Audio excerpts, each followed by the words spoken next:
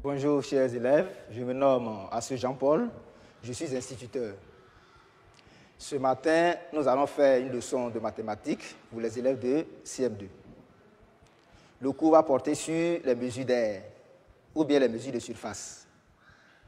La cinquième et dernière séance est intitulée « La correspondance entre les unités de mesure d'air et les unités de mesure agraires ».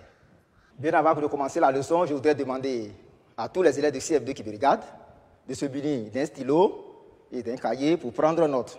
Parce qu'à la fin, on va faire un petit exercice. Bien, dans cette leçon, nous avons 3 activités. La première activité consiste à établir le tableau de correspondance entre les unités de mesure d'air et les unités de mesure agraires. La deuxième activité va consister donc à utiliser ce tableau pour faire des changements d'unité. Et la troisième, c'est évidemment les exercices que nous allons vous proposer. Bien. Alors, bien avant de commencer, nous allons faire un petit rappel. Qui va me citer les unités de mesure d'air ou les unités de mesure de surface que nous avons déjà vues? Oui, on a donc le kilomètre carré, très bien, l'hectomètre carré, très bien, le décamètre carré, bien, le mètre carré, oui, on a le décimètre carré, oui, le centimètre carré et enfin le millimètre carré. Donc il y a 7 unités de mesure d'air ou de surface. Tout le monde est d'accord? Ok. On va citer maintenant les unités de mesure agraires. Ça va? Oui. On a l'hectare, on a l'ar et le centiare. Il y a 3 unités. Tout le monde est d'accord? Bien. Maintenant, vous allez suivre avec moi. Nous allons lire ce petit test pour bien comprendre la leçon. Les élèves de CM2 font une sortie dans un jardin botanique. Ils lisent sur une pancarte. Superficie du jardin, 3 hectares. À l'occasion d'un entretien avec le guide, celui-ci affirme que l'aire du jardin est de 3 hectomètres carrés. De retour en classe, il cherche à comprendre les raisons de ce changement. Je reprends. Les élèves de CM2 font une sortie dans un jardin botanique. Ils lisent sur une pancarte. Superficie du jardin, 3 hectares. À l'occasion d'un entretien avec le guide, celui-ci affirme que l'aire du jardin est de 3 hectomètres carrés. De retour en classe, il cherche à comprendre les raisons de ce changement. Bien. Alors, sur la pancarte, c'est bien écrit superficie où est 3 hectares. Et le guide affirme que l'aire est 3 hectomètres carrés. Vous voyez que les 2 unités ne sont pas les mêmes. Bien. Alors, on sait que l'hectomètre carré est une unité de mesure d'air. Et on sait aussi que l'hectare est une unité de mesure agraire. Mais il y a un lien entre ces 2 unités-là. Alors, c'est ce lien-là que nous avons appelé la correspondance. Donc, si 3 hectares est égal à 3 hectomètres carrés, on peut dire que 1 hectomètre carré égale à 1 hectare. Ou bien 1 hectare égale à 1 hectomètre carré. Ça va? C'est bien compris? Mais on peut étendre cette relation-là aux autres unités. C'est-à-dire les unités de mesure d'air qu'on connaît et les autres unités de mesure agraires. On va dire donc 1 décamètre carré égale à 1 ar. Et puis 1 mètre carré égale à 1 centiare. Bien. Maintenant, la première activité va consister donc à établir ce tableau de correspondance. Vous allez regarder avec moi. On va citer donc les unités de mesure agraires qu'on connaît. Il y en a 3. Donc, l'hectare, l'ar et le centiare. Ça va? Bien. Alors, la première unité de mesure agraire, la plus grande, c'est l'hectare. Ensuite, l'ar et le centiare. Ce tableau, on l'a déjà vu, est divisé en 2 sous-colonnes. Le tableau des hectares est divisé en 2 sous-colonnes, c'est-à-dire la colonne des unités et la colonne des dizaines. Quand on prend le tableau, la colonne des A, il est aussi divisé en 2 sous-colonnes, c'est-à-dire la colonne des unités, la colonne des dizaines. Enfin, la dernière colonne qui est la colonne des centi-A, elle est aussi divisée en 2 sous-colonnes, la colonne des unités et la colonne des dizaines. Bien, on va faire maintenant le tableau des unités de mesure d'air. On a le kilomètre carré qui est divisé en 2 sous-colonnes également. On a l'hectomètre carré. On a le décamètre carré. On a le mètre carré. On a le décimètre carré. On a le centimètre carré. Et on a le millimètre carré. Ça va? On a établi ces 2 tableaux. Maintenant, on va les mettre ensemble. Tout à l'heure, on a dit 1 hectomètre carré égale à 1 hectare.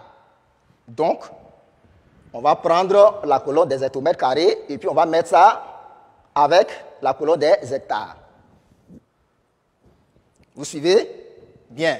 On prend la colonne des décamètres carrés, on met avec la colonne des A. Et on prend, enfin, la colonne des mètres carrés, on met ensemble avec la colonne des centi-A. De telle sorte que on est kilomètre carré, il n'y a pas de correspondance. Hectomètre carré égale à hectare, correspondance. Décamètre carré égale à correspondance. Et enfin, mètre carré égale à centi-A, correspondance. Ces 2 tableaux sont divisés en 2 sous-colonnes, je l'ai dit. Donc, on les a mis ensemble pour devenir un seul tableau. Ça va? Bien. Alors, on va utiliser ce tableau maintenant pour faire les changements d'unité. Vous suivez? Bien. Comme le tableau est divisé en 2 sous-colonnes, on va dire 1 hectare égale à 100 A. Vous suivez bien? 1 hectare égale à 100 A. Ou bien égale à 10 000 centi-A. Je reprends. 1 hectare égale à 100 A égale à 10 000 centi-A. Vous voyez? Donc, 1 A égale à 100 centi-A. Ça va? 1 A égale à 100 centi-A. Bien. Alors, on peut dire aussi 1 hectomètre carré égale à 100 décamètres carrés. Ou bien 1 hectomètre carré égale à 10 000 mètres carrés. Ça va? Bien. Alors, si vous avez compris la leçon, nous allons passer aux exercices.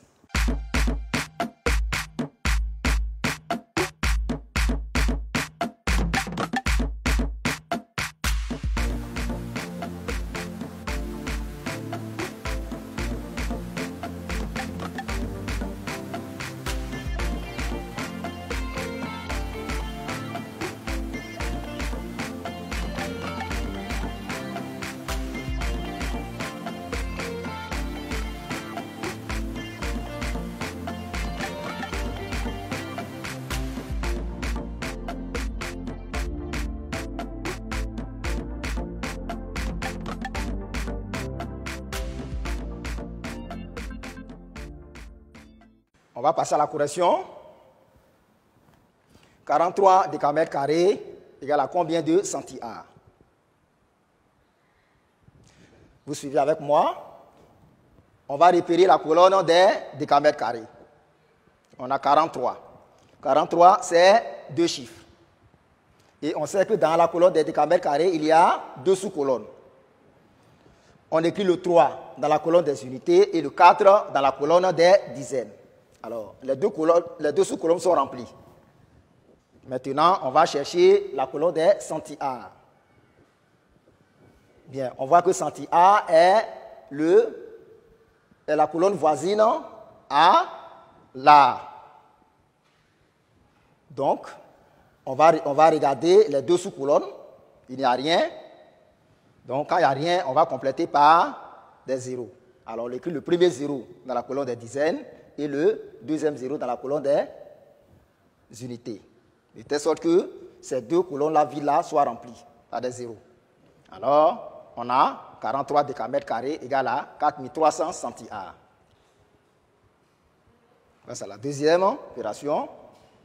1,85 ar. Attention, ce nombre-là comporte une virgule.